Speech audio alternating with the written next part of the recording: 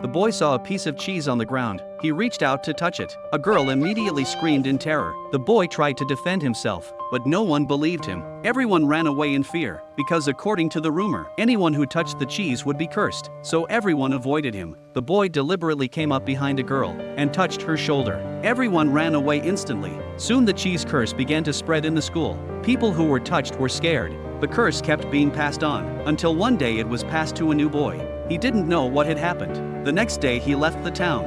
Since then no one dared to touch that cheese. 5 years later 2 new boys came to the school. They saw the cheese still lying there quietly. When Gray reached out to it, a classmate immediately stopped him and told him the terrible rumor. Gray was relieved that he hadn't touched the cheese, but the students in this school were not friendly. At lunchtime, even when there were empty seats, they claimed that the seats were reserved. The two had no place to sit. They had to eat in the corner of the garbage pile. One day the two joined the school escort team, responsible for taking kids to and from school. But Gray found that a chubby boy's arm was injured. He borrowed the chubby boy's raincoat and escorted the children alone. Gray unfortunately collided with the school bully's car. He looked around and found a big pit ahead. Gray took the children into it. The neighbor saw the red raincoat. She mistakenly thought that the chubby boy was bullying the children. The principal was informed of this. The chubby boy was expelled from the escort team.